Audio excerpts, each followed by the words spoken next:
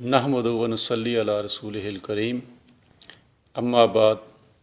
अऊज़ु बिल्लाहि मिनश शैतानिर रजीम बिस्मिल्लाहिर रहमानिर रहीम। मुअज़्ज़िज़ सामीन, आज सीरत नबी सल्लल्लाहु अलैहि वसल्लम के हवाले से हमारी 7वीं नशिस्त है। पिछली नशिस्त में मैंने आपके सामने ये बात रखी कि नबी अकरम सल्लल्लाहु अलैहि वसल्लम जब दावत आप दे रहे थे, पहले आप इनफरादी तौर पे दावत दे रहे थे और फिर आपने जो है दावत जो है इज्तमाई दावत देनी शुरू की, लोगों को इकट्ठा करके दावत पेश करनी शुरू की। तो उसके साथ ही एक रद्द अमल शुरू हुआ, और रद्द अमल भी जो है वो पहले तो इस हद तक था कि लोग जो है वो हंसी मजाक करें, ठट्ठा करें, मुख्तलिफ़ बातें करें, लेकिन उससे बढ़कर आगे रद्द अमल जो है ना जब शुरू हुआ कि जो है वो जिस्मानी तशद्दुद की बात हो गई, और वो सहाबाए किराम कि जो ख़ास तौर पर पिसे हुए तबक़ात से जो है वो तल्लुक़ रखते थे, उनके ऊपर बहुत जो है ना शदीद रद्द अमल जो है वो होना शुरू हुआ। तो फिर इस पर जो है वो नबी अकरम सल्लल्लाहु अलैहि वसल्लम ने पहले जो है हिजरत की जो है ना इजाज़त दे दी, और कुछ हजरात जो है वो हबशा की तरफ हिजरत करके जो है वो चले गए। लेकिन बात यहाँ तक ना रही, फिर जो है वापस भी कुछ सहाबा किराम आए और जो है कुफ़ार मक्का अपनी पूरी कोशिश करते रहे कि ये दावत जो है, ये दावत इस्लाम जो है ये रुक जाए। लेकिन नबी अकरम सल्लल्लाहु अलैहि वसल्लम जो है वह इंतहाई इस्तकामत के साथ, और जिन हजरात ने इसको दावत को कबूल किया था वो इस दावत को देते रहे। फिर बात और आगे बढ़ी, और बढ़ते बढ़ते फिर एक दिन जो है वो, जैसे मैंने पिछली दफ़ा बयान किया था कि एक दिन जो है वो कुरैश का एक काफ़िला और एक वफ़द जो है, कुरैश का एक वफ़द जो है आपके चचा अबू तालिब के पास जो है वो पहुंचा, और फिर उन्होंने जो है वही मुतालबा पेश किया कि जो है आप अपने भतीजे को समझाएं कि वो हमारे आबा व अजदाद का जो दीन है उसे सही नहीं समझते, और आप उनको समझाएं। तो आपके चचा अबू तालिब जो हैं उन्होंने आपको बुलाया, और फिर जो है वो बात रखी कि भतीजे मुझ पर इतना बोझ ना डालिए कि जिसको मैं सहार ना सकूं। तो इस पर जो है वो आप सल्लम ने इस्तकामत के साथ जो है वो एक जवाब दिया, और वो जवाब जो है वो सीरत की किताबों में लिखा है। आपने फरमाया कि अगर ये लोग मेरे दाहिने हाथ पर सूरज और बाएं पर चाँद भी रखते हैं तब भी मैं इस दावत के देने से बाज नहीं होगा। ज़ाहिर बात है ये अल्लाह की तरफ से एक ज़िम्मेदारी थी जो आप सल्लम ने पूरी करनी थी, और आपके अंदर जो है इस्तकामत जो है उसको देखा जब आपके चचा ने, तो चचा ने फिर इजाज़त दे दी कि ठीक है भतीजे, आप जैसे चाहें आप दावत जो है वो देते रहें। लेकिन जब ये देखा जो है वो कुरैश ने कि अब तो अबू तालिब जो हैं वो भी जो है अपने भतीजे ही का जो है वो साथ दे रहे हैं, तो फिर वो आगे बढ़े और उन्होंने फिर एक मुशावरत की, और उस मुशावरत में ये तय किया कि अब हम बनी हाशम का जो है वो बाईकाट कर देते हैं। लिहाजा 7 नबी से लेकर 10 नबी तक उन्होंने एक टोटल जो है वो बाईकाट कर दिया, मुकम्मल बाईकाट कर दिया। किसका बाईकाट किया? बनी हाशम का, और आपके जो चचा है अबू तालिब उनकी सारी फैमिली का जो है वो बाईकाट कर दिया। अब ये बाईकाट की जो है जो किया, तो उसमें क्या जो है उन्होंने दफ़ात तय की, वो भी सीरत की किताबों के अंदर दर्ज हैं। एक दफ़ा तो ये उन्होंने तय की कि हम बनी हाशम के साथ जो है ना शादी ब्याह नहीं करेंगे। अब ज़ाहिर बात है कि ये भी एक बड़ा अहम मसला है, इंसानी ज़रूरत है, और अगर बामी जो है वो इस तरह जो है वो ख़ानदान जो है वो एक कता तल्लक़ कर लें और शादी ब्याह के मामलात रुक जाएं, तो एक बहुत बड़ा मसला इंसान की समाजी ज़िंदगी में बन जाता है। और दूसरा जो है उन्होंने ये दूसरी बात जो तय की वो ये की कि हम इनके साथ ख़रीदो फ़रोख्त नहीं करेंगे। अब ज़ाहिर बात है कि इंसान ने ज़िंदा रहना है, इंसान की कुछ ज़रूरियात हैं, कुछ अजनास ख़रीदनी है, कुछ बेचनी है, कुछ और ऐसी चीज़ें होती हैं जो इंसान की ज़रूरियात के लिए जो है ना ये सिलसिला ज़िंदगी का चलता है। तो ये भी एक बहुत बड़ा अहम जो उन्होंने फ़ैसला किया कि हम जो है वो बनी हाशम से कोई ख़रीदो फ़रोख्त नहीं करेंगे। और तीसरी जो बात उन्होंने तय की वो ये कि हम इनके साथ कोई मेल जोल नहीं रखेंगे, हमारा इनके साथ कोई आना जाना नहीं होगा, उनके घरों में नहीं जाएंगे, वो हमारे घरों में नहीं आएंगे। तो ये एक टोटल जिसे हम कहते हैं कि सोशल बाइकाट जो है वो कर दिया, माशी जो है वो बाइकाट भी कर दिया। तो ये जो है एक बहुत ही उनका जो है वो यह अहम फ़ैसला था,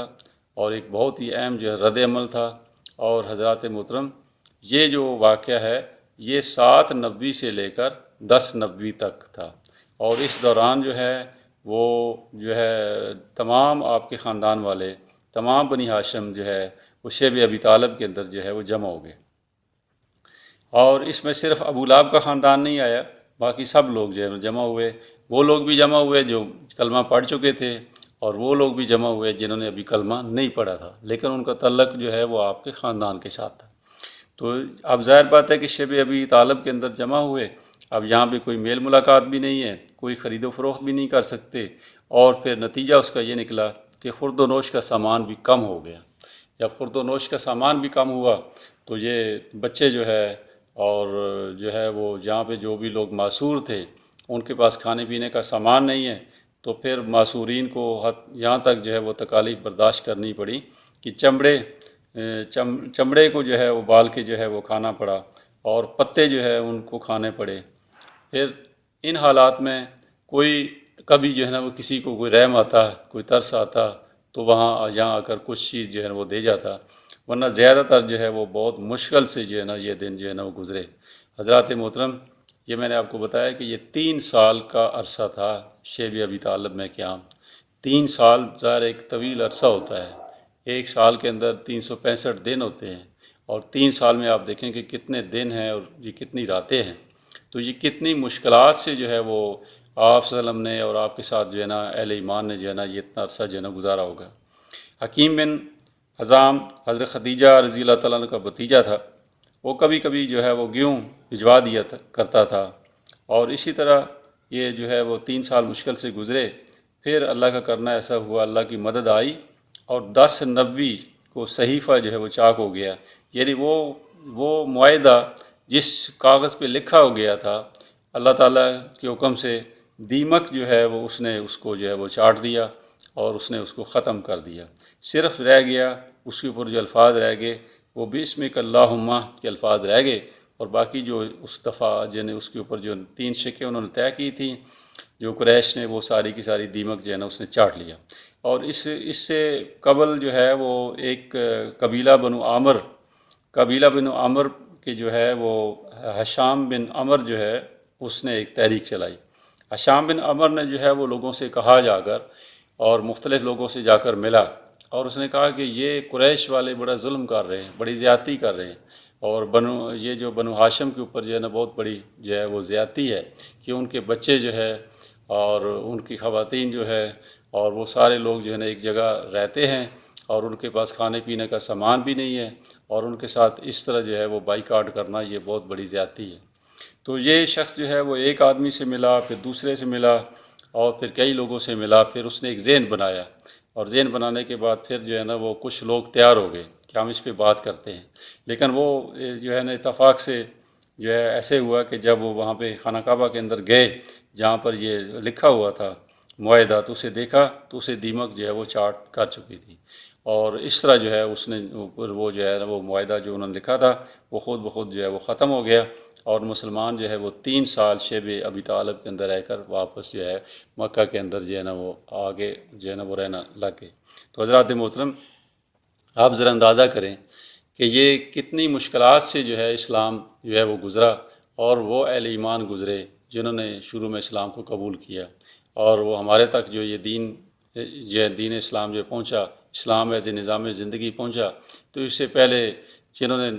اسلام کو قبول کیا، اور نبی اکرم صلی اللہ علیہ وسلم کا جو دور تھا اور وہ اولین دور جو ہے اس میں کتنی زیادہ صحابہ کرام نے جو ہے نا قربانیاں دی، اور کتنی مشکلات سے وہ گزرے۔ تو اس کے بعد جو ہے یہ 10 سال جو ہے یہ مکے کے اندر یہ پورے ہوتے ہیں اس طرح، اور جیسے پچھلی دفعہ جو ہے وہ یہ بات بیان ہو چکی کہ 10 سال مکمل ہونے کے بعد جو ہے پھر یہی جو ہے ایک اہم جو ہے وہ واقعہ آیا۔ اگلا سال جو تھا یہ 10واں سال جو ہے آپ کے چچا ابو طالب جو ہے اس کا بھی انتقال ہو جاتا ہے، اور آپ کی اہلیہ حضرت خدیجہ الکبریٰ رضی اللہ تعالیٰ عنہ کا بھی انتقال ہو جاتا ہے، اور یہ سال جو ہے عام الحزن جو ہے وہ کہلاتا ہے۔ اور اس کے بعد جو ہے جب 10 سال پورے ہوئے تو 11ویں سال جو ہے نبی اکرم صلی اللہ علیہ وسلم نے یہ ارادہ فرمایا کہ اب مکے سے باہر نکل کر دعوت دی جائے، چونکہ مکے کے اندر تو آپ کو دعوت دیتے ہوئے 10 سال ہو چکے تھے، اور اس دعوت کے نتیجے میں چند لوگ جو ہے وہ ایمان لائے تھے، اور آپ یہ سمجھتے تھے کہ اب یہاں پہ دعوت کا کام کافی ہو چکا، اب جو ہے بیرون مکہ بھی جو ہے وہ جانا چاہیے اور دعوت اسلام جو ہے نا پیش کرنی چاہیے۔ لہذا نبی اکرم صلی اللہ علیہ وسلم کی جو ہے سنت سے یہ بات ثابت ہوئی، آپ کے اسوہ سے یہ بات ثابت ہوئی کہ ہم نے سب سے پہلے دعوت جو ہے اپنے شہر کے اندر دینی ہے، اور جب ہم یہ سمجھیں کہ ہم شہر کے اندر پوری طرح دعوت دے چکے ہیں، ہر بندے تک ہماری دعوت پہنچ چکی ہے، تو پھر ہم اس کے بعد جو ہے ہم باہر بھی نکل سکتے ہیں، اپنے شہر کو چھوڑ کر کسی اور شہر میں بھی جا سکتے ہیں، اس دعوت کو پیش کر سکتے ہیں، لیکن ترتیب یہی ہوگی کہ پہلے اپنے گھر میں دعوت دیں گے، اور پھر اپنے عزیز و اقارب میں دعوت دیں گے، اور پھر اپنے شہر والوں کو اکٹھا کر کے دعوت دیں گے، اور جو ہے ہم اسی طرح ایک مین ٹو مین جو ہے دعوت جو ہوتی ہے، ایک آدمی سے دوسرے آدمی تک دعوت ہے وہ بھی پیش کریں گے، اور جب ہم سمجھیں گے کہ یہ دعوت اب باہر بھی پیش کی جا سکتی ہے تو شہر سے باہر بھی جو ہے وہ نکل کر دعوت دی جا سکتی ہے۔ تو یہ اس دعوت کو پیش کرنے کے لیے شوال 10 نبوی یعنی جون 619 آپ طائف تشریف لے گئے۔ مکے سے 60 میل کے فاصلے پر طائف کا علاقہ ہے۔ آپ صلی اللہ علیہ وسلم نے یہ مسافت پیدل طے کی، اور آپ صلی اللہ علیہ وسلم کے ساتھ آزاد کردہ غلام حضرت زید بن حارث بھی تھے۔ طائف میں قبیلہ بنو ثقیف کے 3 سرداروں کو دعوت دی اور انہوں نے دعوت قبول نہ کی۔ حضرات محترم، یہ بات جو ہے وہ بیان کرنے میں تو میں نے جو ہے وہ 2 جملوں میں بیان کر دی کہ آپ طائف گئے اور بنو ثقیف کے 3 سرداروں کو دعوت دی اور انہوں نے دعوت کو قبول نہ کی۔ بات صرف اتنی نہیں ہے کہ دعوت قبول نہیں کی، انہوں نے آگے بڑھ کر جو ہے اب اوباش لڑکے جو ہے وہ آپ صلی اللہ علیہ وسلم کے پیچھے لگا دیے، اور انہوں نے آپ صلی اللہ علیہ وسلم کو بڑی تکالیف دی، پتھر اٹھا اٹھا کر جو ہے وہ مارتے تھے، اور آپ کے ٹخنوں پر جو ہے نا پتھر مارتے تھے، حتیٰ کہ آپ صلی اللہ علیہ وسلم جو ہے وہ لہولہان ہو گئے، اور آپ کو بہت انہوں نے جو ہے تکلیف پہنچائی۔ اور اس طرح جو ہے یہ ذاتی آپ کی حیثیت جو تھی، اور ذاتی حیثیت سے آپ نے 10 سال جو مکے کے اندر دعوت دی، تو آپ کو ذاتی حیثیت سے اتنی تکالیف نہیں پہنچائیں گی جتنی تکلیف جو ہے نا آپ کو یہ آپ نے جو سفر کیا بیرون مکہ اور طائف گئے، تو ذاتی اعتبار سے جو آپ کی جو ہے یہ تکالیف کے اعتبار سے یہ طائف کی جو تکالیف تھی یہ سب سے جو ہے نا زیادہ تکالیف تھی۔ اور واپسی پر نبی اکرم صلی اللہ علیہ وسلم جو ہے ایک باغ کی دیوار سے لگ کر آپ نے ایک رکت انگیز دعا کی، اور اس کی تفصیل جو ہے وہ سیرت کی کتابوں میں لکھی ہے۔ ایک جگہ اس واقعے کو اس طرح بیان کیا گیا ہے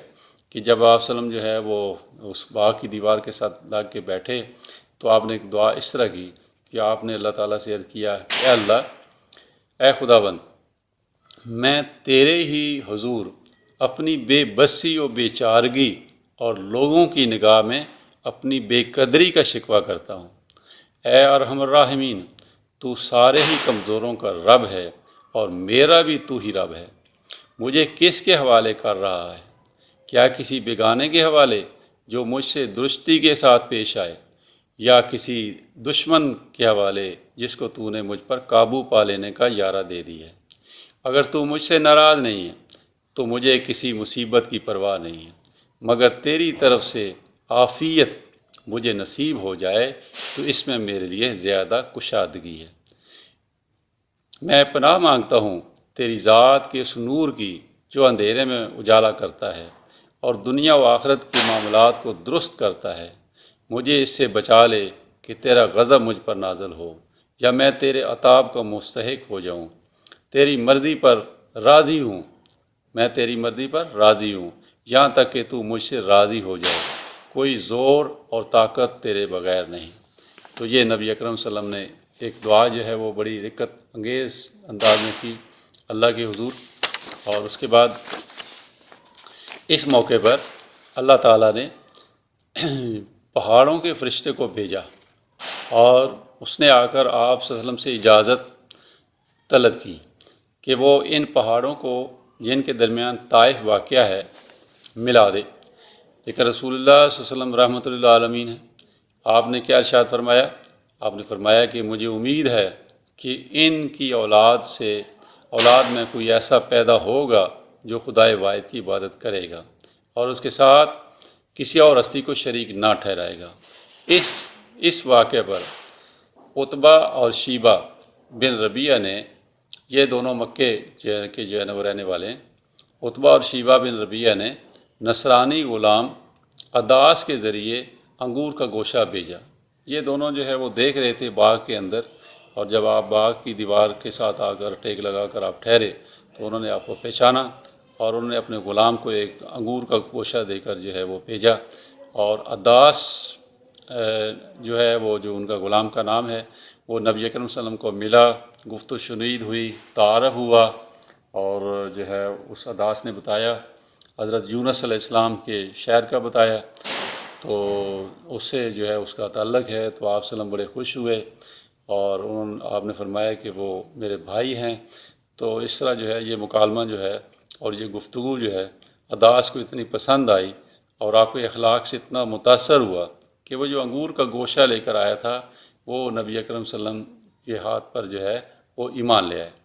اور اس نے اسلام قبول کر لیا اور مسلمان ہو گیا۔ آپ صلی اللہ علیہ وسلم نے طائف میں جو ہے وہ 10 دن قیام کیا، اور واپسی پر جو ہے وادی نخلہ میں چند روز آپ نے قیام کیا۔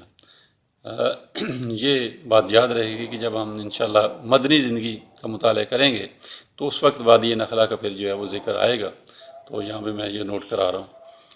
تو اسی دوران جنات کی ایک جماعت جو ہے وہ آپ صلی اللہ علیہ وسلم کے پاس آئی اور اسلام قبول کیا، جو کہ ایک نصرت و بشارت تھی، اور غم و علم اور حزن و مایوسی کے بادل اس طرح چھٹ گئے، یعنی اللہ کی طرف سے مدد اور نصرت آئی، اور اللہ نے جو ہے یہ جو ہے وہ آپ صلی اللہ علیہ وسلم کے ساتھ حوصلہ افزائی فرمائی کہ جو طائف کے جو ہے سردار اور طائف کے جو بڑے لوگ تھے یا طائف کے رہنے والے جو ہیں انہوں نے تو اسلام کو قبول نہ کیا، لیکن ایک جنات کی جماعت آئی اور اس نے اسلام کو قبول کر لیا۔ تو طائف سے واپسی پر جب آپ جو ہے وہ وہاں پہ ٹھہرے تو وہاں پر جو ہے وہ ایک جس وادی نخلہ میں آپ ٹھہرے ہوئے تھے، اور وہاں سے جو ہے ایک قافلہ گزرا، تو اس میں سے جو ہے نا ایک شخص نے آ کر آپ کو مکے کے حالات سے آگاہی کی اور بتایا کہ مکے کے اندر حالات صحیح نہیں ہیں، اور اہل مکہ نے جو ہے وہ باہمی قسمیں کھائی ہیں کہ اگر محمد صلی اللہ علیہ وسلم پھر لوٹ کر مکہ آیا تو جب تک اس کو مار نہ ڈالیں گے چین سے نہیں بیٹھیں گے۔ یعنی مکے کے جو لوگ تھے اور جو قریش تھے انہوں نے باہمی مل کر جو ہے یہ قسمیں کھائی ہیں کہ آپ صلی اللہ علیہ وسلم کو جو ہے واپسی پر جو ہے وہ آپ معاذ اللہ پر جو ہے حملہ کریں گے۔ تو آپ صلی اللہ علیہ وسلم جو ہے وہ قریش کے آپ کو جب قریش کے ارادوں کا علم ہوا تو آپ نے جو ہے جو جس شخص نے خبر دی تھی تو آپ نے اسی کو یہ کہا کہ تم واپس جاؤ مکے کے اندر، اور بنو خزاعہ کے جو ہے نا وہ بنو خزاعہ قبیلے سے اس کا تعلق تھا، اور اسے کہا کہ تم واپس جاؤ کہ تم جو ہے افنس بن شریک کو یہ میرا پیغام پہنچاؤ کہ وہ جو ہے وہ مجھے پناہ دے۔ تو یہ جو ہے وہ قبائلی نظام تھا،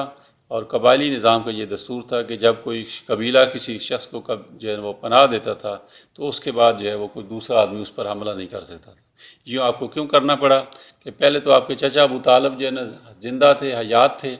اور آپ کی ان کی جو ہے نا وہ پناہ میں تھے۔ اب جو ہے وہ اس جو ہے نا آپ کی جو ہے نا بنو ہاشم کا جو سردار تھا وہ ابو طالب تھا۔ ابو طالب کی وفات کے بعد جو ہے نا ابو لہب کو سردار بنا دیا گیا، لہذا ابو لہب تو آپ کی جان کا دشمن تھا وہ چچا جو ہے، لہذا اب آپ کو کسی دوسرے خاندان کی پناہ لینے کی ضرورت پڑی۔ تو جب اس نے جا کر وہ پیغام دیا تو اس نے جو ہے نا اس سے معذرت کر لی کہ جو ہے وہ میں یہ پناہ نہیں دے سکتا، اور اس کے بعد جو ہے نا آپ نے اسے کہا کہ اب تم دوبارہ جاؤ اور سہیل بن عمر کے پاس جو ہے یہ پیغام لے کر جاؤ۔ تو جب وہ شخص جو ہے سہیل بن عمر کے پاس پہنچا تو اس نے کہا کہ بنو عامر کی دی ہوئی پناہ بنو کعب پر لاگو نہیں ہوتی، لہذا اس نے بھی معذرت کر لی۔ اس کے بعد جو ہے وہ آپ صلی اللہ علیہ وسلم نے اس کو کہا کہ ایک دفعہ پھر جاؤ اور موتم بن عدی کے پاس جاؤ۔ اب وہ شخص جو ہے وہ دوبارہ گیا اور موتم بن عدی کو جا کر پیغام دیا۔ موتم بن عدی نے جو ہے آپ کو پناہ دینے کے حوالے سے جو ہے نا اس نے اتفاق کر لیا۔ اب موتم بن عدی آیا، خود آیا، ہتھیار سجا کر آیا، گھوڑوں کے اوپر آیا، اپنے بیٹوں کو ساتھ لے کر آیا، اور آپ صلی اللہ علیہ وسلم کو جو ہے وہ اس طرح جو ہے وہ مکے کے اندر لے کر گیا، مکے کی گلیوں سے گھومتا ہوا خانہ کعبہ تک پہنچا، اور اس نے اعلان کیا کہ لوگوں سن لو، آج سے محمد صلی اللہ علیہ وسلم جو ہے وہ میری پناہ میں۔ تو موتم بن عدی نے گو اسلام قبول نہیں کیا، لیکن اس امت پر اس کا احسان ہے، اس نے رسول اللہ صلی اللہ علیہ وسلم کو جو ہے وہ پناہ دی۔ اور آپ دیکھیں کہ اس سے بھی جو ہے رسول اللہ صلی اللہ علیہ وسلم کی سنت اور اسوہ ہمارے سامنے یہ آتا ہے کہ کسی کافر کی پناہ بھی جو ہے وہ لی جا سکتی ہے۔ آپ کا مقصد چونکہ اسلام کے پیغام کو اور اسلام کی دعوت کو ہی آگے پہنچانا تھا اور عام کرنا تھا، اس لیے آپ نے جو ہے نا پناہ لی تھی۔ تو اس طرح رسول اللہ صلی اللہ علیہ وسلم جو ہے وہ باقی جو وقت ہے وہ جو مکے کے اندر رہے، تو اس طرح مطعم بن عدی کی پناہ میں جو ہے نا رہے، اور پھر کسی کو جو ہے وہ جرأت نہیں ہوئی کہ وہ کوئی آپ کی طرف ہاتھ اٹھاتا۔ تو یہ حضرات دیکھیں کہ رسول اللہ صلی اللہ علیہ وسلم کی سیرت ہمیں بتاتی ہے کہ آپ نے بہت مشکل حالات میں جو ہے نا وہ مکے کے اندر جو ہے نا دعوت دی، اور یہ دعوت جو ہے اس کے رد عمل بہت شدید ہوتا رہا، لیکن آپ جو ہے اس پہ قائم رہے۔ ہمارے لیے آپ صلی اللہ علیہ وسلم کا اسوہ یہی بتاتا ہے کہ آج ہم بھی جو ہے وہ دین کی دعوت کا کام کریں، اور رستے میں جو بھی رکاوٹیں آئیں تو رسول اللہ صلی اللہ علیہ وسلم کی سیرت کو اور آپ کے اسوہ کو سامنے رکھیں اور دعوت کا کام کرتے چلے جائیں، چاہے اس میں جو بھی رکاوٹ آئے۔ تو اللہ تعالیٰ سے دعا ہے کہ اللہ تعالیٰ ہمیں رسول اللہ صلی اللہ علیہ وسلم کے اسوے کو جو ہے اختیار کرنے کی جو ہے وہ توفیق عطا فرمائے، اور اللہ کی زمین پر اللہ کے دین کو بالفعل قائم کرنے کی توفیق عطا فرمائے۔ سبحان ربک رب العزت عما یصفون والسلام علی المرسلین والحمد للہ رب العالمین۔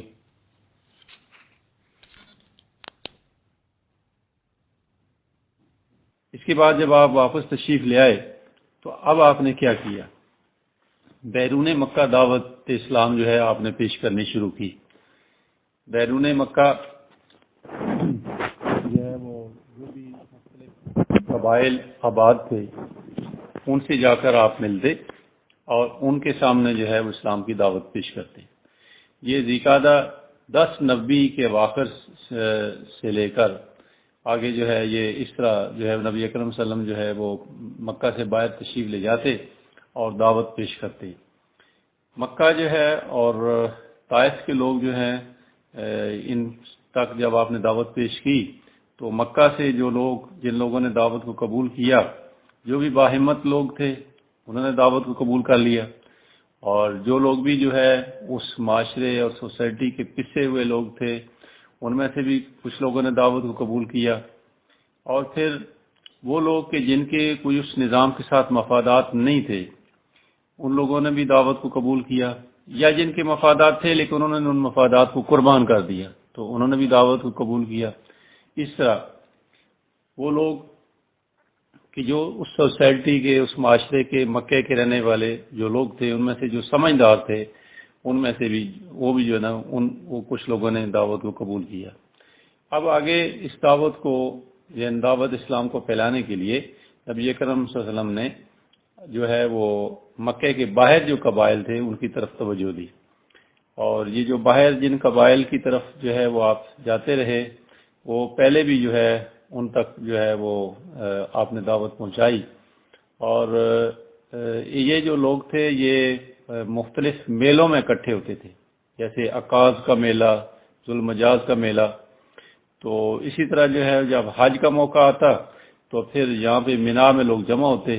اور اس موقع پر بھی نبی اکرم صلی اللہ علیہ وسلم جنہیں دعوت دیتے تھے۔ تو چند معروف قبائل کے نام یہ ہیں جن کو آپ صلی اللہ علیہ وسلم نے دعوت دی: بنو عامر، محارب، غسان، بنو نصر، حارث بن کعب وغیرہ۔ حضور اکرم صلی اللہ علیہ وسلم جس قبیلے سے ملتے اسے یہ فرماتے کہ مجھے اپنے ہاں پناہ دو اور میری حمایت کرو۔ اب آگے وضاحت آ رہی ہے کہ کس وجہ سے، تاکہ آپ نے آگے فرمایا تاکہ میں اپنے رب کا کلام پہنچاؤں۔ یعنی نبی اکرم صلی اللہ علیہ وسلم جو ہے وہ پناہ اپنی ذات کے لیے نہیں طلب کرتے، بلکہ آپ کا مقصد یہ تھا کہ آپ اللہ کا پیغام اور اللہ کا جو کلام ہے وہ لوگوں تک پہنچا سکیں۔ اور یہ بات جو ہے جو میں نے آپ کے سامنے بیان کی ہے یہ موسیٰ بن عقبہ نے امام زہری کے حوالے سے لکھی ہے، جسے سیرت سرور عالم صلی اللہ علیہ وسلم میں بیان کیا گیا ہے۔ تاہم کسی قبیلے نے دعوت اسلام کو قبول نہ کیا، یعنی یہ مکے کے ارد گرد جو قبائل تھے ان میں سے کسی نے دعوت کو قبول نہ کیا۔ حج کا موسم آیا تو حسب معمول جو ہے وہ باہر سے آنے والے وفود کے پاس جا کر نبی اکرم صلی اللہ علیہ وسلم جو ہے وہ دعوت پیش کرتے رہے۔ یہ جو وہ موقع ہوتا تھا کہ جب باہر سے لوگ آتے، پڑاؤ ڈالتے، باہر کھلی جگہ پہ جو ہے وہ لوگ اپنے اپنے قبیلہ جو ہے ایک جگہ پہ ٹھہرتا ہر قبیلہ، اور اس قبیلے کے پاس جو ہے وہ نبی اکرم صلی اللہ علیہ وسلم جاتے اور دعوت پیش کرتے۔ گویا یہ 10 نبوی کا جو سال ہے یہ نبی اکرم صلی اللہ علیہ وسلم کی دعوت کا سال اس طرح ہے کہ آپ نے جو ہے وہ طائف بھی سفر کیا اور پھر واپسی پہ جو ہے وہ مکہ کے ارد گرد جو قبائل ہیں ان کو بھی دعوت دی، اور پھر جو حج کا موسم آیا تو جو مختلف وفود آئے، مختلف لوگ آئے، مختلف گروہ آئے حج کرنے کے لیے اور مینا میں ٹھہرے ہوئے تھے، تو ان کے پاس بھی جا کر آپ نے دعوت اسلام پیش کی۔ اور اسی سال جو ہے وہ نبی اکرم صلی اللہ علیہ وسلم کا نکاح جو ہے حضرت عائشہ سے ہوا، حضرت عائشہ صدیقہ رضی اللہ تعالیٰ عنہ سے، رخصتی مدینہ میں جا کر ہوئی۔ یہ بھی ہم ساتھ ساتھ جو ہے وہ انشاءاللہ ڈسکس کرتے رہیں گے کہ نبی اکرم صلی اللہ علیہ وسلم کی جو زندگی کے اور اہم جو واقعات ہیں، چونکہ یہ تسلسل کے ساتھ سیرت بیان ہو رہی ہے کہ مکی زندگی 1 نبی، 2 نبی، 3 نبی، اب 10 نبی تک ہم پہنچے ہیں، اور تو یہ بھی ایک 10 نبی کا جو ہے وہ واقعہ ہے کہ نبی اکرم صلی اللہ علیہ وسلم کا نکاح جو ہے حضرت عائشہ صدیقہ سے ہوا، تو اس لیے یہاں پہ بیان ہوا۔ اس کے بعد 11 نبی 620 عیسوی حج کے موقع پر قبیلہ خزرج سے 6 سعادت مند روحیں داخل اسلام ہوئی، یعنی اب دوبارہ جب حج کا موقع آیا، نبی اکرم صلی اللہ علیہ وسلم نے اسی طرح جو ہے دعوت اسلام پیش کی، اور 6 حضرات جو ہے وہ تشریف لائے تھے مدینہ منورہ سے، اور ان کا تعلق تھا قبیلہ خزرج سے، تو انہوں نے جو ہے اسلام قبول کیا۔ اس کی تفصیل محبوب خدا میں جیسے لکھی ہے وہ میں آپ کے سامنے بیان کر دیتا ہوں۔ حضرت صلی اللہ علیہ وسلم ایام حج میں اسی طرح تبلیغ دین میں پھرتے پھراتے مکہ کے قریب مقام عقبہ کے پاس پہنچے۔ عقبہ جو ہے ایک جو ہے وہ گھاٹی کو کہتے ہیں، تو آپ صلی اللہ علیہ وسلم کو چند سعید روحیں نظر پڑی۔ آپ صلی اللہ علیہ وسلم نے ان کا حسب، نسب، نام و مقام پوچھا، یعنی تعارف حاصل کیا۔ معلوم ہوا کہ یہ خاک پاک مدینہ کے رہنے والے بنی خزرج کے لوگ ہیں۔ حضور صلی اللہ علیہ وسلم نے ان کو دعوت دین دی اور کلام پاک سنایا۔ نیک لوگوں میں کلام الہی اور زبان پیغمبر نے اثر کیا، گویا گلزار میں بہار آ گئی۔ پیارے نبی صلی اللہ علیہ وسلم نے جو کہا لوگوں نے گوشے ہوش سے سنا اور قلب سمیم سے قبول کر لیا۔ یہ فرشتہ سیرت انسان صورت لوگ کون تھے؟ بہت پیارا جملہ ہے، یہ فرشتہ سیرت انسان صورت لوگ کون تھے؟ ان کی لسٹ جو ہے دی جا رہی ہے۔ عقبہ بن عامر، اسد بن زرارہ، عوف بن حارث، رافع بن مالک، قطبہ بن عامر، جابر بن عبداللہ رضوان اللہ علیہم اجمعین، ان سب پر اللہ تعالیٰ، ان سب سے اللہ تعالیٰ راضی ہو۔ یہ چھوٹا سا قافلہ جو ہے شاداؤں پر مدینہ پہنچا اور تبلیغ اسلام کا کام حسب وعدہ شروع کیا، چونکہ نبی اکرم صلی اللہ علیہ وسلم نے اب ان سے یہ وعدہ لیا کہ اب آپ نے جو ہے جسے اسلام قبول کیا ہے تو اس اسلام کی دعوت جو ہے وہ آگے لوگوں کے سامنے پیش کرو، تو انہوں نے واپس جا کر مدینہ منورہ میں یہ کام شروع کر دیا۔ تو یہ گویا کہ امید کی ایک پہلی جو ہے وہ کرن پھوٹی اور مدینہ منورہ کی طرف سے، اور یہ 11 نبی کو جو ہے یہ 6 سعادت مند روحیں جو ہیں داخل اسلام۔ 12 نبی اب 12 نبی کو ایک اہم واقعہ پیش آیا معراج شریف کا۔ نبی اکرم صلی اللہ علیہ وسلم کو جو ہے وہ اللہ تعالیٰ کی طرف جو ہے وہ بلایا گیا، اور ایک معراج شریف کا جو واقعہ جو سیرت کی کتابوں میں جو ہے وہ معروف ہے اور درج ہے، اور آپ حضرات پہلے بہت تفصیل سے جو ہے وہ سماعت کرتے رہتے ہیں، لیکن یہاں بھی بڑا اختصار کے ساتھ جو ہے اسے بیان کیا گیا ہے۔ واقعہ معراج شریف 12 نبی کو پیش آیا۔ ایک رات آپ صلی اللہ علیہ وسلم چچا حضرت ابو طالب کی بیٹی ہند کے گھر قیام کیا، آپ نے قیام کیا، اس کو ام ہانی بھی کہتے تھے۔ آپ صلی اللہ علیہ وسلم کو جسم مبارک سمیت مسجد الحرام سے بیت المقدس، پھر آسمان دنیا، پھر 7واں آسمان، اور بالآخر سدرۃ المنتہا تک لے جائے گا۔ پھر اللہ کے اتنے قریب ہوئے کہ 2 کمانوں کا فاصلہ رہ گیا۔ یہ واقعہ اہل ایمان کی ایمان میں اضافے کا باعث بنا، اور اسی موقع پر 5 نمازیں بھی فرض ہوئی۔ مولانا ابو الحسن ندوی جن کی کتاب نبی رحمت ہے صلی اللہ علیہ وسلم، اس میں اس واقعہ کے بارے میں یوں فرمایا گیا کہ یہ اللہ تعالیٰ کی طرف سے آپ صلی اللہ علیہ وسلم کی ایک ضیافت و عزت افزائی تھی، جو کہ وہ آپ صلی اللہ علیہ وسلم کی دلداری و دل نوازی اور طائف کے ان زخموں کو مد مل کرنے اور اس توہین و ناقدری اور بیگانگی اور بے وفائی کی تلافی کرنے کے لیے تھی، جس کے سخت امتحان سے آپ وہاں سے گزرے تھے۔ اسی طرح آپ صلی اللہ علیہ وسلم کی امامت میں تمام انبیاء کرام نے نماز پڑھی، اور یہ دراصل آپ صلی اللہ علیہ وسلم کے پیغام و دعوت کی عمومیت و افاقیت اور آپ کی امامت کی ابدیت اور ہر طبقے انسانی کے لیے آپ کی تعلیمات کی ہماگیری اور صلاحیت کی دلیل و علامت تھی۔ یعنی اب یہ پیغام، اللہ کا یہ پیغام جو ہے یہ ابدی ہوگا، عالمگیری ہوگا، ہمیشہ ہمیشہ کے لیے ہوگا، اور پوری دنیا کے انسانوں کے لیے ہوگا۔ تو یہ آپ صلی اللہ علیہ وسلم نے جو امامت فرمائی، تمام انبیاء کرام نے آپ کے پیچھے نماز پڑھی، تو یہ اس کی جو ہے وہ دلیل تھی کہ اب آپ کا پیغام جو ہے وہ رہتی دنیا کے لیے، ہمیشہ کے لیے، اور تمام نو انسانی کے لیے ہے۔ آپ کسی خاص خطے یا کسی خاص علاقے کے لیے نہیں تشریف لائے، بلکہ تمام علاقے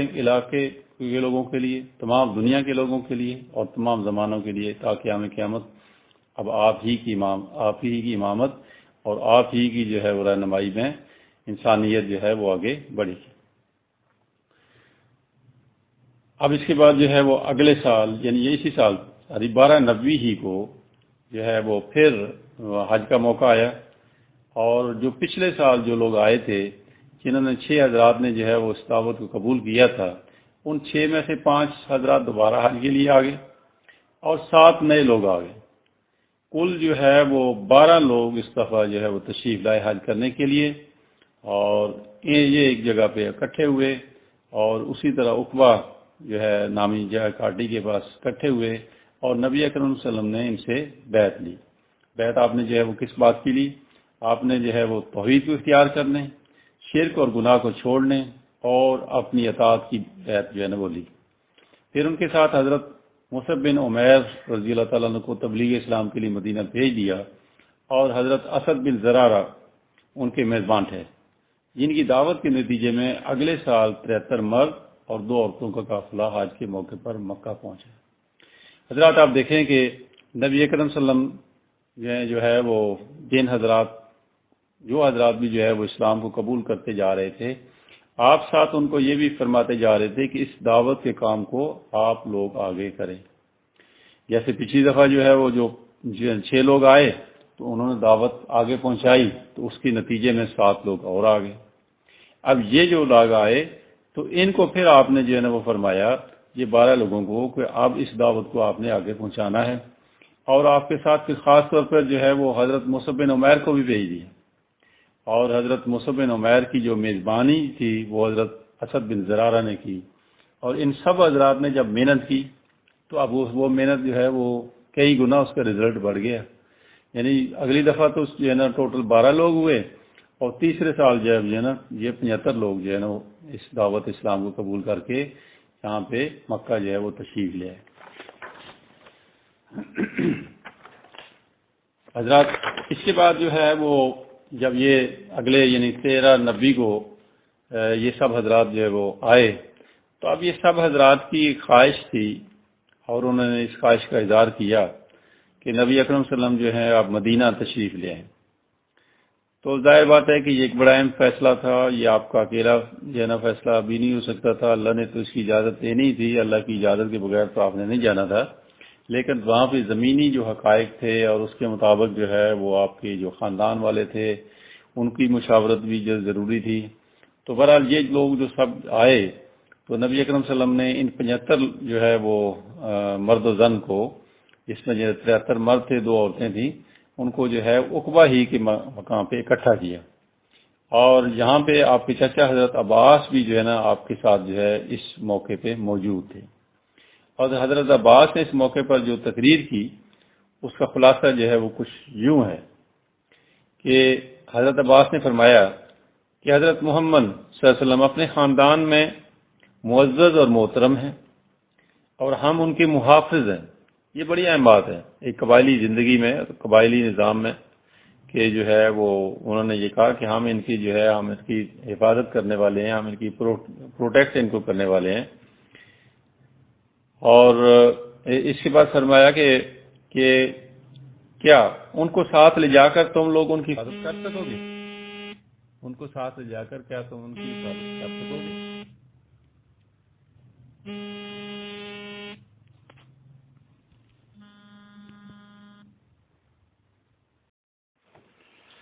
بسم اللہ اول آخر. تو میں نے آپ کو بتایا کہ یہ بیعت عقبہ ثانیہ کے موقع پر حضرت عباس رضی اللہ تعالیٰ عنہ نے پوری بات جو ہے وہ تمام حاضرین کے سامنے رکھی کہ کیا آپ لوگ ان کی حفاظت کر سکو گے؟ تو جس پر اہل یثرب نے ہر طرح کی حفاظت کی یقین دہانی کرائی، اس پر سب نے نبی اکرم صلی اللہ علیہ وسلم کے ہاتھ پر بیعت کی. یعنی پہلے وہ یقین دہانی ہوگی، پھر سب نے جو ہے وہ نبی اکرم صلی اللہ علیہ وسلم کے ہاتھ پر بیعت کی، جس میں حسب سابق شرک اور گناہوں سے اجتناب اور آپ صلی اللہ علیہ وسلم کی اطاعت کی بیعت تھی. اس دفعہ اطاعت کے حوالے سے زیادہ بات کھول کر جو ہے وہ بیان کی گئی، اور یہاں تک بات کی گئی کہ خواہ تنگی ہو یا آسانی ہو، ہر طرح کے حالات میں اطاعت و فرمانبرداری کی جائے گی. اس کے بعد اگلا مرحلہ جو ہے وہ یعنی یہ حضرات وہ واپس تشریف لے گئے، اور اس کے بعد جو ہے وہ جو ہے ایک اور بلکہ اسی موقع پر جو ہے وہ نبی اکرم صلی اللہ علیہ وسلم نے کام کیا کہ وہ یہ کہ اب یہ لوگ جو ہیں جب ظاہر ہے اب 75 لوگ ہو گئے، انہوں نے وہاں جا کر دعوت کا کام آگے کرنا تھا. اب یہاں پہ جب مکے میں آپ صلی اللہ علیہ وسلم موجود تھے تو آپ براہ راست جو ہے وہ جو حضرات بھی اس کام کو کر رہے تھے، آپ ان کی نگرانی کر رہے تھے، آپ ان کی تربیت فرما رہے تھے. لیکن اب آگے جو ہے وہ جیسے جیسے اسلام کی دعوت آگے بڑھ رہی ہے اور نئے لوگ شامل ہو رہے ہیں، اب انہوں نے دعوت کا کام بھی آگے کرنا ہے، کام آگے بڑھنا ہے. تو اس کے لیے جو ہے ایک تنظیم سازی اور ایک جو ہے وہ ایک آرگنائزیشنل سیٹ اپ بنانے کی ضرورت تھی. تو اس کے لیے جو ہے نبی اکرم صلی اللہ علیہ وسلم نے کیا کیا کہ آپ نے جو ہے وہ ایک تو یہ جو ہے وہ بیعت لی، اور بیعت جو ہے نا اس موقع پر جو لی اور اس پہ خاص طور پہ جو ہے نا اطاعت کے حوالے سے زیادہ جو ہے نا زور دیا گیا، نظم کی پابندی پہ زور دیا گیا. اور دوسری بات یہ ہے کہ یہ جو آپ نے جو ہے نا اس دفعہ جو ہے نا بیعت لی ہے، اس بیعت کے بعد جو ہے نا وہ باقاعدہ ایک جو ہے وہ ذمہ داریاں جو ہے نا وہ تقسیم کی گئی، اور ان ذمہ داریوں کی تقسیم کرنے کے حوالے سے آپ نے باقاعدہ نگران مقرر کیے. نگران کو جو ہے وہ اصطلاح میں وہاں پہ نقیب کہا گیا کہ یہ نقیب ہیں کہ جو یہ وہاں پر جا کر جو ہے ایک نظم کے مطابق جو ہے وہ کام کریں گے. اور مدینہ منورہ میں جو حضرات جو آئے تھے مدینہ منورہ کی طرف سے، ان میں سے جو ہے نا 12 نقیب مقرر کیے گئے، اور یہ نقیب جو ہے وہ مختلف خاندانوں اور مختلف قبیلوں سے ان کا ساتھ جو ہے متعلق تھا، تاکہ مختلف قبائل میں جو ہے نا اس دعوت کے کام کو انتہائی منظم انداز سے کیا جا سکے. گویا یوں کہا جا سکتا ہے کہ جو نبی اکرم صلی اللہ علیہ وسلم کا جو پیغام جو اللہ کا پیغام جو ہے لوگوں کے سامنے پیش فرما رہے تھے، تو پہلا مرحلہ جو ہے اس کا جو ہے وہ یہی تھا کہ اس پیغام کو، اس انقلابی نظریے کو، اس انقلابی فکر کو جو ہے وہ عام کیا جاتا، اور اس کے بعد جو لوگ اس دعوت کو قبول کر رہے تھے ان قبول کرنے والوں کی تربیت کی جاتی ہے. اب یہ دعوت کا کام بھی چلتا رہا اور ساتھ ساتھ تربیت بھی ہوتی رہی، کیونکہ جو بھی قرآن اللہ کا پیغام جو ہے وہ نازل ہوتا رہا اور آتا رہا تو وہ لوگ جو ہے وہ سنتے رہے اور اس سے ان کی تربیت ہوتی رہی. پھر جو رد عمل ہوا کفار کی طرف سے، مشرکین کی طرف سے، اس رد عمل پر صبر کرتے رہے تو صبر کے نتیجے میں تربیت ہوتی رہی. مشکلات کی پٹھیوں سے گزرتے رہے تو اسے تربیت ہوتی رہی. اب آگے جو ہے مرحلہ جو ہے وہ بڑا، تو اب جو ہے ان کو منظم کرنے کا مرحلہ تھا کہ اب ان کو ساتھ ساتھ منظم بھی کرنا تھا. کوئی ایک اس انقلابی جو تحریک تھی، اس انقلابی تحریک کی جو ہے وہ جو تیسرا مرحلہ تھا وہ تنظیم کا مرحلہ تھا. اب تنظیم کے لیے جو نبی اکرم صلی اللہ علیہ وسلم نے جو ہے بیعت لی، اور حضرات آج بھی ہمارے لیے یہ سمجھنا چاہیے کہ آج بھی اگر کوئی تحریک اور کوئی جماعت کام کرنا چاہتی ہے اسلام کے احیاء کے لیے، اسلام کے غلبے کے لیے، اقامت دین کے لیے، اسلام کو غالب کرنے کے لیے، حکومت الہیہ کے قیام کے لیے یا غلبہ دین کے لیے، تو اس کے لیے ضروری ہے وہ امیر جو ہے جو اس دعوت کو لے کر اٹھے، وہ جو ہے وہ اس کو قبول کرنے والوں سے بیعت لے۔ یہی نبی اکرم صلی اللہ علیہ وسلم کے اسوہ سے ہمیں جو ہے وہ ملتا ہے۔ تو نبی اکرم صلی اللہ علیہ وسلم نے جو 12 نقیب مقرر کیے ان کے اسماء گرامی مدد یہ نا وہ بھی آپ ذرا سماعت فرما لیں۔ نمبر 1 اسد بن جعفر، نمبر 2 ابو الہیثم، نمبر 3 سعد بن ہیشمہ، نمبر 4 اسد بن زرارہ، نمبر 5 سعد بن ربی، نمبر 6 عبداللہ بن روا، نمبر 7 سعد بن عبادہ، نمبر 8 منظر بن عمر، نمبر 9 برا بن محرور، اور نمبر 10 عبداللہ بن عمر، اور نمبر 11 عبادہ بن صامت، نمبر 12 رافع بن مالک رضوان اللہ اجمعین۔ تو حضرات یہ نقیب جو ہے انہوں نے جا کر مدینہ منورہ میں جا کر پھر آگے دعوت کا کام کیا۔ تو اللہ تعالیٰ سے دعا ہے کہ آج ہم نے جو نبی اکرم صلی اللہ علیہ وسلم کی سیرت کے حوالے سے جو کچھ پڑھا، اللہ تعالیٰ مجھے بھی نبی اکرم صلی اللہ علیہ وسلم کے اسوہ کے مطابق زندگی گزارنے اور آپ سامعین کو بھی اس کے مطابق گزارنے کی توفیق عطا فرمائے، اور ہمیں اپنی صلاحیتیں اور اپنا وقت جو ہے اللہ کے دین کے غلبے اور اللہ کے دین کی اقامت کے لیے جنہیں لگانے کی توفیق عطا فرمائے۔ کہ 1090 کے بعد نبی اکرم صلی اللہ علیہ وسلم جب مکہ سے باہر نکلے اور آپ نے باہر طائف جا کر دعوت دی، اور وہاں جو ہے لوگوں نے دعوت قبول نہیں کی، اور وہ ساری تفصیلات آپ حضرات کے سامنے میں نے رکھی، اور اس کے بعد واپس آ کر پھر آپ نے بیرون مکہ جو ہے دعوت دینی شروع کی۔ پھر اللہ تعالیٰ کی خاص تائید و نصرت اور اللہ تعالیٰ کا خاص فضل و کرم ہوا کہ مدینہ کی طرف سے جو ہے وہ کھڑکی کھلی، اور جو ہے وہ حج کے اوپر حج کے لیے آنے والے حضرات جو ہیں وہ پہلی دفعہ 6 حضرات ایمان لائے، اور دوسری دفعہ جو ہے وہ 7 اور حضرات کو ساتھ لے کر آئے، 5 پہلے آگے اور 7 نئے لوگ آگے، 12 حضرات ایمان لائے، اور پھر تیسرے سال جو ہے وہ 75 لوگ جو ہے وہ آپ وسلم کے ہاتھ پر جو ہے انہوں نے بیعت کی، اور پھر آگے دعوت بھی دے دی کہ اب آپ مدینہ منورہ جو ہے وہ تشریف لائیں۔ تو اللہ تعالیٰ کی طرف سے جو ہے وہ ہجرت کی اب اجازت مل گئی، تو لہذا اب ہم جو ہے وہ سمجھتے ہیں سیرت النبی صلی اللہ علیہ وسلم کے حوالے سے کہ ہجرت آپ نے کیسے کی، ہجرت کے لیے کیسے آپ نے منصوبہ بندی کی۔ تو ہجرت کی اجازت جب مل گئی تو سب سے پہلے تو آپ نے عام جو مسلمان تھے ان کو اجازت دے دی کہ وہ ہجرت کریں، یعنی آپ صلی اللہ علیہ وسلم نے یہ منصوبہ بندی کی کہ آپ بعد میں ہجرت کریں گے، پہلے عام مسلمان جو ہے وہ ہجرت کر کے مدینہ کی طرف جو ہے وہ چلے جائیں۔ اور جیسے پچھلی دفعہ میں نے بتایا تھا کہ 12 نقیب آپ صلی اللہ علیہ وسلم نے مقرر کیے، 12 نگران مقرر کیے، اور ان نگران مقرر کرنے کے بعد ایک تنظیمی سیٹ اپ جو ہے وہ بن گیا، ایک تنظیمی جو ہے نظم جو ہے یعنی کہ بن گیا، اور 12 نگران جو ہے ان کی نگرانی میں دعوت کا کام جو ہے وہ مدینہ منورہ میں چل رہا تھا۔ تو جب اجازت ملی تو پہلے مہاجر حضرت ابو سلمہ رضی اللہ تعالیٰ عنہ تھے۔ مسلمان ہجرت جو ہے وہ کرتے گئے، اور یہ جو کفار تھے اہل مکہ جو ہے جو قریش تھے اور جنہوں نے اسلام کو قبول نہیں کیا، یہ اس دعوت کے اتنے زیادہ جو ہے وہ دشمن تھے کہ ان کو ہجرت جو ہے وہ مسلمانوں کا کر جانا بھی پسند نہیں تھا، اور یہ جب مسلمان جو ہے وہ ہجرت کے لیے نکلتے تو یہ ان کو روکتے، تو لہذا مسلمان جو ہے وہ ہجرت کرتے گئے، کفار جو ہے وہ روکتے رہے، اور پھر جب انہوں نے دیکھا کہ یہ مسلمان تو جو ہے وہ سارے یہاں سے چلے جا رہے، اور پھر انہوں نے اپنا ایک جو ہے نا قریش نے جو ہے وہ اپنے ایک اجلاس بلایا، اور ان کی جو پارلیمنٹ تھی اور اس کو جو ہے ان کو بلایا دارالندوہ میں جو ہے نا انہوں نے یہ اجلاس طلب کیا، اور اس میں غور کیا گیا کہ آپ مسلمانوں کو مدینہ جانے سے کیسے روکا جائے۔ اور اس کے علاوہ قریش کو اندازہ ہو گیا کہ مسلمان اگر مدینہ میں ایک مضبوط اسلامی مرکز بنا لیتے ہیں تو ان کا تجارتی سفر پرامن نہیں رہے گا، کیونکہ وہ تجارت کے لیے شام جاتے تھے،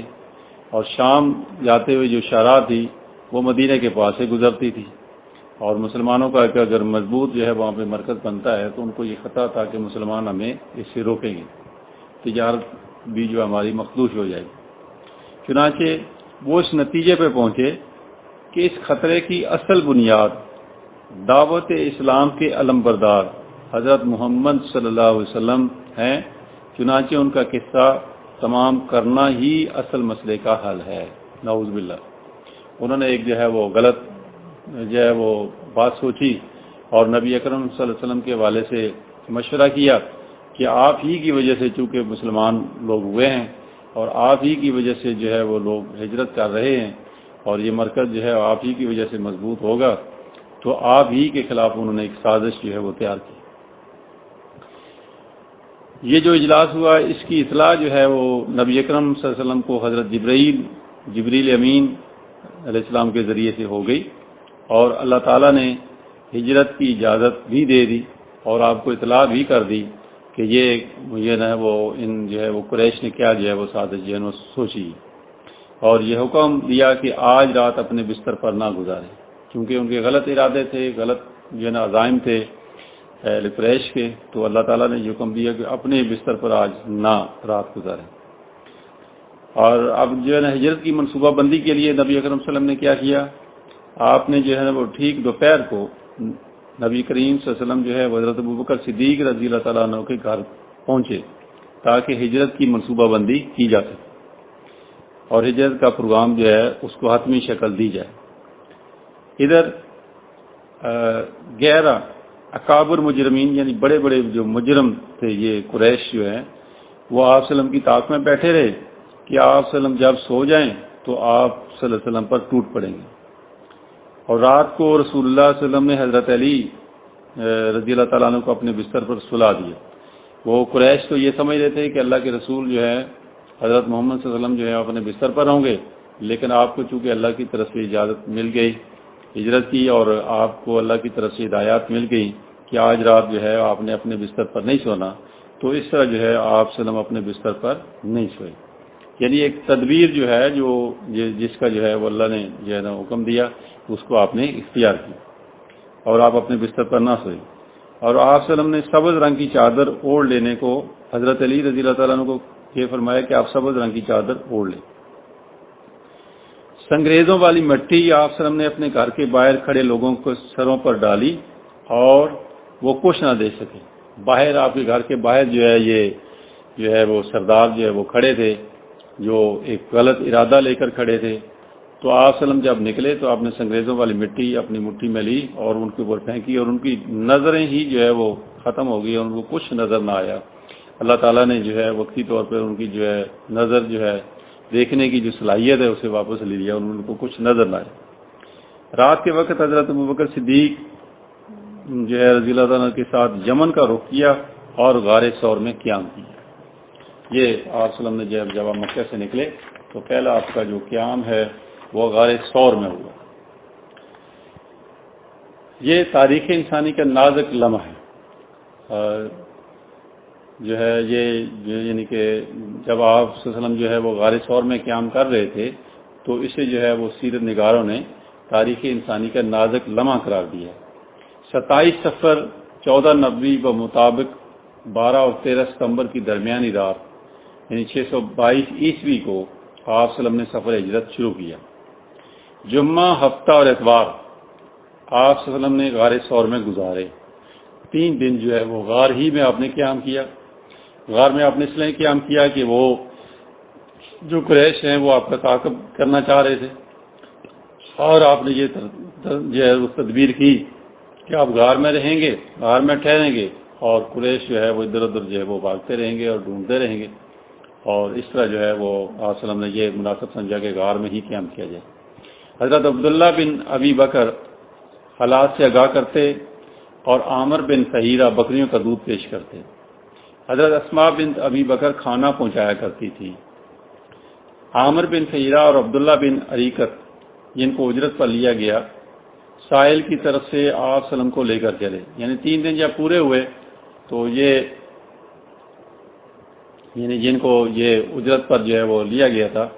وہ جو ہے آپ صلی اللہ علیہ وسلم کو لے کر جو ہے وہ ساحل کی طرف جو ہے وہ چلے۔ ساحل کا راستہ جو ہے نا آپ نے اختیار دیا۔ ادھر مکہ والوں نے 100 اونٹ کا اعلان کر رکھا تھا کہ جو آدمی رسول اللہ صلی اللہ علیہ وسلم تک پہنچے گا اور ان کو پکڑے گا تو وہ جو ہے اس کو مکے والوں نے یہ اعلان کر رکھا تھا، قریش نے اعلان کر رکھا تھا کہ ان کو 100 اونٹ جو ہے وہ دیں گے۔ سراقہ بن مالک نے بہت کوشش کی اور بالآخر سراقہ بن مالک جو ہے انعام کے لالچ میں آپ صلی اللہ علیہ وسلم تک پہنچ گیا۔ اللہ کی مدد آئی اور اس کے گھوڑے کی اگلی ٹانگیں زمین میں دھنس گئیں کہ رسول اللہ صلی اللہ علیہ وسلم کی ساتھ اللہ کی مدد آئی اور وہ جو ہے اس کی جو ہے وہ دھنس گئی ٹانگیں جو ہے۔ آج بھی حضرات یہ نوٹ کر لیں کہ جب ہی ہم دین کا کام کریں گے، دعوت کا کام کریں گے، رستے میں مشکلات آئیں گی، تکالیف آئیں گی اور پھر اللہ کی مدد آئے گی۔ اصل میں جو بھی ہونا ہے، جو رزلٹ آنا ہے اور جو بھی ہماری اچیومنٹ ہونی ہے وہ اللہ کی مدد سے آنی ہے، لیکن ہمارے لیے ضروری ہے کہ ہم اپنی کوشش اور محنت کریں۔ تو اللہ کی مدد آئی اور اس کی ٹانگیں جو ہے زمین کے اندر دھنس گئیں۔ اس نے نبی اکرم صلی اللہ علیہ وسلم سے پناہ طلب کی اور آپ نے پناہ دینے کے علاوہ فرمایا، اچھا یہ جو ہے وہ 3 دفعہ ایسے ہوا۔ تو تیسری دفعہ پھر جو ہے جب اس نے آپ صلی اللہ علیہ وسلم سے پناہ طلب کی اور آپ نے اسے جو ہے وہ معاف کر دیا اور اسے پناہ دی، تو پناہ دینے کے بعد جو ہے وہ آپ نے فرمایا کہ سراقہ اس وقت تمہارا کیا حال ہوگا جب کسرا کے کنگن تمہیں پہنا جائے گا۔ میں نے جو ہے جیسے شروع میں بتایا تھا کہ کیسر و کسرا کی جو ہے نا وہ حکومتیں تھیں۔ کسرا جو ہے وہ ایران کے بادشاہ کو کہتے ہیں اور کیسر جو ہے وہ روم کے بادشاہ کو کہتے ہیں۔ تو کسرا کے والے سے جو ہے آپ صلی اللہ علیہ وسلم نے فرمایا کہ کسرا کے کنگن تمہیں پہنائے جائیں گے، یعنی کہ وہ ایران فتح ہو جائے گا۔ رسول اللہ صلی اللہ علیہ وسلم نے یہ خوشخبری دے دی، پیشن گوئی فرما دی کہ ایران جو ہے فتح ہو جائے گا اور کسرا کے ہاتھ میں جو کنگن ہے وہ تمہیں پہنائے جائیں گے، اور یہ پیشن گوئی جو ہے حضرت عمر رضی اللہ تعالیٰ عنہ کے دور میں سچ ثابت ہوئی۔ تو نبی اکرم صلی اللہ علیہ وسلم جو ہے وہ اونٹنی پر اگلی طرف بیٹھے تھے اور جب کوئی شخص پوچھتا تھا کہ یہ کون ہے تو حضرت ابوبکر صدیق رضی اللہ تعالیٰ عنہ فرماتے تھے کہ مجھے راستہ بتانے والا، یعنی رسول اللہ صلی اللہ علیہ وسلم جو ہے چونکہ آپ کے ہادی تھے، آپ کے رہبر تھے، آپ کے رہنما تھے، جو ہے وہ دینی اعتبار سے، دنیاوی اعتبار سے، ہر اعتبار سے آپ کی جو ہے وہ رہنما ہے اور رہبر ہیں، تو آپ جو ہے نا یہ فرماتے ابوبکر صدیق کہ یہ ہمارے راستہ بتانے والے ہیں۔ اور اسی طرح جب جو ہے وہ رسول اللہ صلی اللہ علیہ وسلم کا یہ سفر جاری تھا تو راستے میں جو ہے نا ایک خیمہ آیا، اس خیمے کو جو ہے ام معبد کا خیمہ جو ہے وہ کہتے ہیں، اور ایک خاتون، ایک بزرگ جو ہے خاتون جو ہے وہ اپنے خیمے کے باہر جو ہے وہ بیٹھی ہیں، اور رسول اللہ صلی اللہ علیہ وسلم کو اور حضرت ابوبکر صدیق جو ہے ان کو یہ ضرورت محسوس ہوئی کہ آپ کچھ کھانے کے لیے ہمارے پاس کھانے پینے کا سامان ختم ہو چکا ہے، تو کیوں نہ اس جہاں پہ جو ہے نا وہ پڑاؤ کیا جائے اور رکا جائے۔ تو آپ صلی اللہ علیہ وسلم اور آپ کے ساتھ حضرت ابوبکر صدیق اور وہ بھی جو بھی قافلے میں تھے وہ رک گئے، اور جو ہے وہاں سے جا کر جو ہے حضرت ابوبکر صدیق نے ان سے پوچھا کہ یہ بکری جو آپ کے یہاں بندھی ہوئی ہے اس کا دودھ ہم دو لیں؟ تو وہ بکری اصل میں جو ہے نا بیمار تھی، اس کی جو ہے نا صحت ٹھیک نہیں تھی، اس وجہ سے وہ ریوڑ کے ساتھ نہیں گئی تھی۔ تو اس خاتون نے کہا کہ آپ دو لیں، لیکن اس کی یہ تو جو ہے وہ بیمار ہونے کی وجہ سے جو ہے نا جا نہیں سکی، تو اس پر جو ہے وہ جو ہے آپ حضرت ابوبکر صدیق نے اور آپ صلی اللہ علیہ وسلم نے یہی فرمایا کہ آپ برتن ہمیں دے دیں، تو اس بات کی فکر نہ کریں۔ تو رسول اللہ صلی اللہ علیہ وسلم نے جو ہے وہ دودھ دویا اور حضرت ابوبکر صدیق جو ہے وہ برتن پکڑاتے گئے اور دودھ جو ہے کہ برتن بھرتے گئے، اور جو بھی قافلے میں لوگ تھے سب نے پیا سیر پر، اور پھر رسول اللہ صلی اللہ علیہ وسلم نے بھی پیا، اور دودھ جو ہے وہ برتنوں میں ایسے ہی موجود رہا اور وہ برتن ان کو جو ہے وہ دے دیے۔ اب ام معبد جو ہے وہ بڑی حیران ہوئی، اور جب اس کا خاوند آیا تو اس نے جو ہے اس کو بتایا کہ ایسے ایسے آج واقعہ ہوا ہے، اس طرح کی جو ہے نا وہ شکل و صفات والے لوگ تھے، اور اس طرح رسول اللہ صلی اللہ علیہ وسلم کا پورا نقشہ اس نے جو ہے نا وہ کھینچا۔ تو اس نے جو نقشہ کھینچا ام معبد نے کہ آپ صلی اللہ علیہ وسلم جو ہے وہ کیسے تھے، آپ کی جو ہے وہ شکل و صورت کیسی تھی، آپ کا جو ہے نا چہرہ مبارک کیسا تھا، اور آپ کی گفتگو کیسی تھی۔ سیرت نگاروں نے اسے جو ہے نا بہت عمدہ طریقے سے جو ہے وہ نقل کیا ہے۔ ہر رحیق المختوم میں جو ام معبد کی گفتگو جو ہے وہ ساری نقل ہوئی ہے، تو اس کو میں ایسے ہی آپ حضرات کو پڑھ کے سناتا ہوں۔ تو ام معبد کہتی ہیں حضور صلی اللہ علیہ وسلم کے بارے میں، آپ کے حلیہ مبارک کے بارے میں،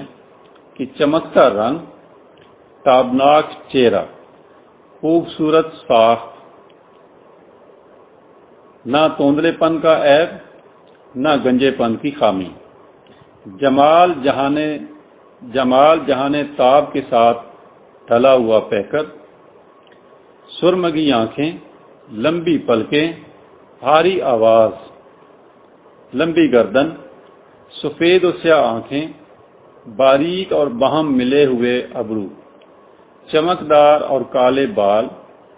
خوش ہوں تو باوقار، گفتگو کریں تو پرکشش۔ سبحان اللہ۔ دور سے دیکھنے میں سب سے تابناک و پرجمال، قریب سے سب سے خوبصورت اور شیریں گفتگو میں چاشنی، بات واضح اور دو ٹوک،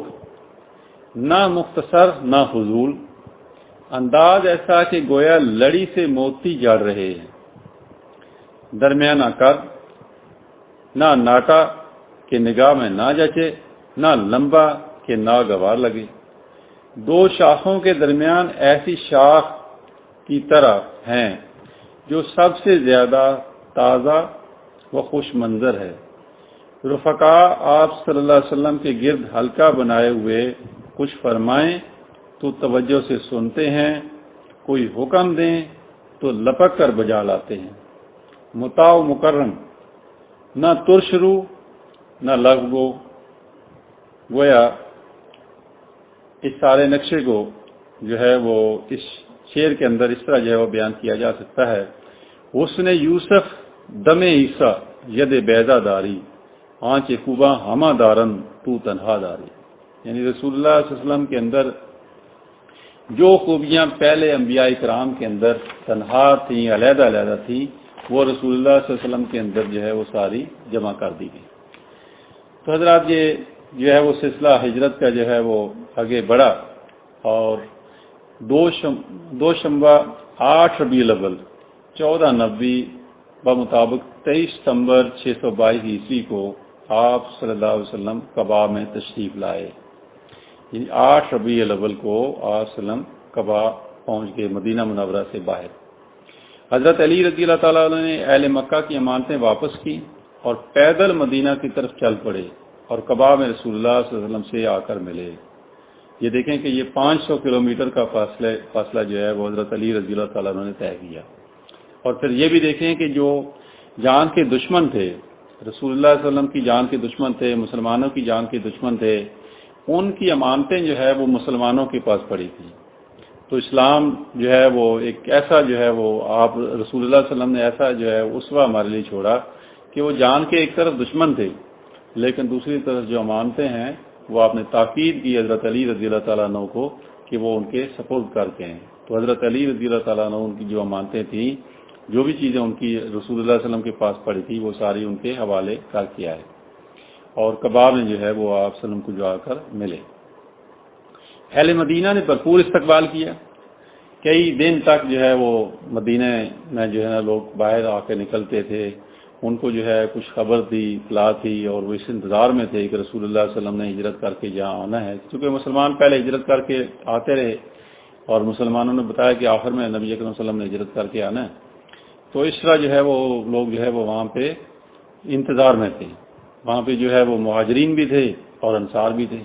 یعنی مدینہ میں جو لوگ مسلمان تھے ان کو انصار کہتے ہیں، اور مدینہ میں جو ہجرت کر کے آئے تھے ان کو مہاجرین کہتے ہیں۔ تو سب رسول اللہ صلی اللہ علیہ وسلم کی جو ہے وہ کی انتظار میں تھے۔ اب جب رسول اللہ صلی اللہ علیہ وسلم جو ہے وہ تشریف لے آئے تو ہر انصاری کی یہ خواہش تھی کہ حضور اس کے گھر قیام کریں، اور آپ جو ہے نا وہ مدینہ میں داخل ہو رہے ہیں اور سب مسلمان بہت جو ہے نا وہ خوشی کا سما ہے، اور عالی کی خواہش ہے کہ رسول اللہ صلی اللہ علیہ وسلم کا قیام ان کے گھر ہو۔ لیکن یہ قسمت جاگی حضرت ابو ایوب انصاری رضی اللہ تعالیٰ عنہ،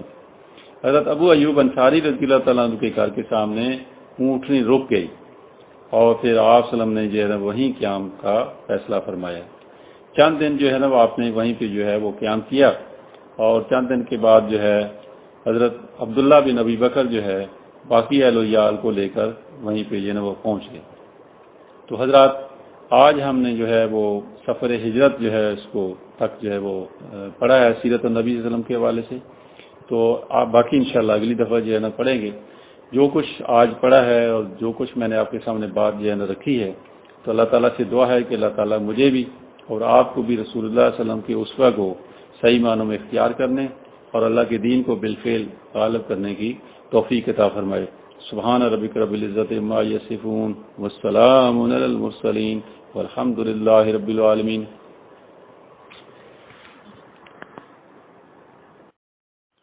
نحمد و نصلی علی رسولہ الکریم، اما بعد۔ معزز سامعین، سیرت النبی صلی اللہ علیہ وسلم کے حوالے سے آج ہماری 10ویں نشست ہے۔ پچھلی نشست میں ہجرت کا جو سفر تھا اس کے حوالے سے بیان ہوا، اور آج سے ہم مدنی زندگی کے حوالے سے جو ہے انشاءاللہ مطالعہ شروع کرتے ہیں کہ رسول اللہ صلی اللہ علیہ وسلم کی مدنی زندگی جو ہے وہ کیسی تھی۔ اور سب سے پہلے یہ مدنی زندگی کی ایک تقسیم ہے جو آپ حضرات کے سامنے رکھنی ہے، اور یہ تقسیم جو ہے صاحب الرحیق المختوم مولانا صفی الرحمان مبارک پوری جو ہے انہوں نے کی ہے۔ رسول اللہ صلی اللہ علیہ وسلم کی مدنی زندگی جو ہے وہ 10 سالہ زندگی تھی، اور اس 10 سالہ زندگی کو جو ہے انہوں نے 3 حصوں میں تقسیم کیا ہے، اور اس کے 3 مراحل بیان کی ہیں مدنی زندگی کے۔ تو پہلا مرحلہ جو ہے وہ 6 ہجری تک ہے، اور اس کے بعد دوسرا مرحلہ جو ہے پھر 8 ہجری تک ہے، اور پھر آخری مرحلہ جو ہے وہ تیسرا مرحلہ ہے نبی اکرم صلی اللہ علیہ وسلم کی حیات طیبہ تک جو ہے وہ ہے۔ تو جو پہلا مرحلہ ہے اس میں کیا ہوا؟ اس میں جو ہے وہ دشمنان اسلام کی طرف سے فتنے اور اضطرابات جو ہے وہ برپا کیے گئے، اور ظاہر بات ہے کہ جو قریش تھے وہ اسلام کی سب سے بڑے دشمن تھے، اور انہوں نے جو ہے وہ ایسی سازشیں شروع کی اور ایسے فتنے جو ہے وہ کھڑے کرنے شروع کیے کہ جس کے نتیجے میں جو ہے وہ مسلمانوں کے اندر جو ہے وہ اضطراب پیدا ہو۔ اسی طریقے سے جو منافقین تھے انہوں نے بھی یہ کام کیا، اور پھر جو ہے وہ یہود تھے جو ہے وہ مدینے کے اندر جو رہتے تھے ان کے ساتھ جو ہے وہ معاہدے بھی ہوئے، لیکن انہوں نے بھی ایسی جو ہے وہ سازشیں شروع کی۔ تو یہ اندرونی دشمن جو تھے اور جو بیرونی دشمن تھے سب نے جو ہے مل کر کام کیا۔ تو پہلے جو ہے وہ مرحلے کے اندر 6 سال جو ہے وہ اس طرح گزرے۔ اس کی تفصیلات آگے سارے جو ہے وہ انشاءاللہ بیان ہوں گی۔ اور اس کے بعد جو دوسرا مرحلہ جو ہے وہ فتح مکہ تک تھا، اور جو بت پرست کی عادت تھی یعنی قریش تھے ان کے ساتھ صلح بھی ہوئی اسی مرحلے کے اندر، اور پھر مکہ فتح ہو گیا 8 ہجری کو۔ اور پھر تیسرے مرحلے میں یہ ہے کہ لوگ فوج در فوج جو ہے وہ اسلام کے اندر داخل ہوئے۔ تو اب انشاءاللہ ہم اس کو جو ہے وہ تفصیل سے جو ہے پڑھتے ہیں، لیکن آگے بڑھنے سے پہلے یہ ضروری ہے کہ نبی اکرم صلی اللہ علیہ وسلم کا جو ہے وہ مقصد بعثت جو ہے وہ سمجھ لیا جائے، کیونکہ جو پہلے 13 سال گزرے ہیں وہ بھی آپ صلی اللہ علیہ وسلم نے جو بھی کوشش کی ہے، جو محنت کی ہے، جو اللہ کا پیغام پہنچایا ہے، تو ایک مقصد کے تحت تھا۔ ایک جو ہے وہ ٹارگٹ اورینٹڈ کوشش آپ کی تھی، ٹارگٹ اورینٹڈ جو ہے وہ سٹرگل تھی کہ ایک ٹارگٹ ہے، ایک مقصد ہے، ایک نصب العین ہے جس کو اچیو کرنا ہے۔ تو یہ دیکھنا ضروری ہے کہ نبی اکرم صلی اللہ علیہ وسلم کی بعثت کا مقصد جو ہے وہ اللہ نے کیا بتایا۔ تو یہ قرآن مجید کے اندر جو ہے وہ 3 مقامات پر جو ہے وہ اس کا جو ہے ذکر ہے کہ آپ صلی اللہ علیہ وسلم کا مقصد بعثت کیا ہے۔ سورہ توبہ کی آیت نمبر 33 ہے، پھر سورہ صف کی آیت نمبر 9 ہے، اور پھر سورہ فتح کی آیت نمبر 28 ہے۔ یہ جو ہے وہ سورہ توبہ اور سورہ صف میں تو بالکل ایک شوشے کا فرق بھی نہیں ہے، دونوں آیات بالکل جو ہے وہ ایک ہی جیسے الفاظ ہیں، اور صرف سورہ فتح کے آخر میں جو ہے وہ الفاظ کا فرق ہے۔ وَكَفَى بِاللَّهِ شَهِيدًا کے الفاظ جو ہے وہ تھوڑے مختلف ہیں، باقی جو آپ کا مقصد بعثت جو ہے جیسے باقی 2 آیات میں بیان کیا گیا ایسے ہی جو ہے سورہ فتح میں بھی بیان کیا گیا۔ تو آئیے سماعت فرمائیں کہ کیا آپ صلی اللہ علیہ وسلم کا جو ہے وہ مقصد بعثت ہے۔ اعوذ باللہ من الشیطان الرجیم، بسم اللہ الرحمن الرحیم۔ هو الذی ارسل رسولہ بالہدی ودین الحق لیظہرہ علی الدین کلہ ولو کرہ المشرکون۔ ترجمہ: وہی تو ہے جس نے اپنے پیغمبر صلی اللہ علیہ وسلم کو ہدایت اور دین حق دے کر بھیجا تاکہ اسے سب دینوں پر غالب کر دے، خواہ مشرکوں کو برا ہی لگے۔ یعنی آپ صلی اللہ علیہ وسلم کا مقصد بعثت یہ ہے کہ دین حق کو جو ہے وہ غالب کرنا ہے۔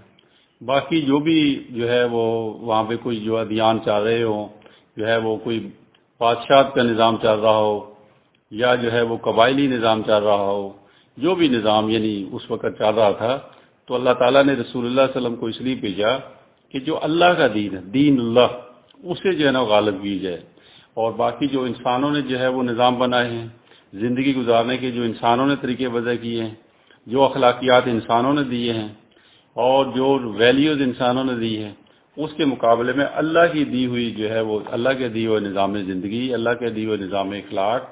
اور اللہ کی دی ہوئی ویلیوز اور اقدار، وہ ساری باتیں جو اللہ کی طرف سے دی گئی ہیں ان کو غالب کرنا، یہ آپ صلی اللہ علیہ وسلم کا جو ہے وہ مقصد بعثت جو ہے وہ ٹھہرا۔ تو اس دین حق کے مفہوم کو جو ہے ذرا مزید سمجھتے ہیں کہ دین حق کیا ہے۔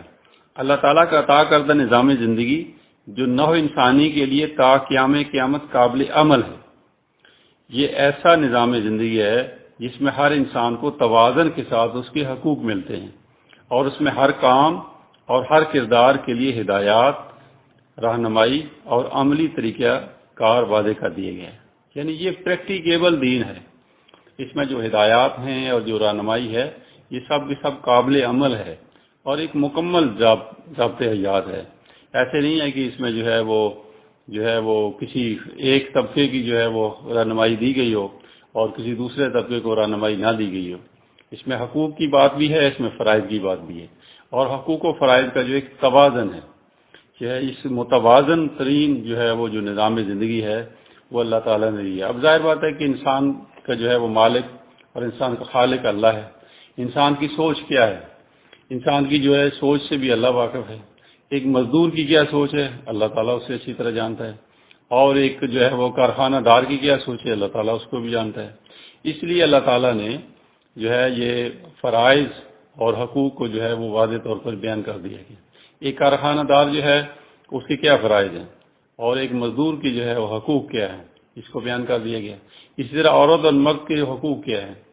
مرد کے ذمہ جو ہے وہ ضروری بات کیا ہے، مرد کے ذمہ فرض کیا ہے،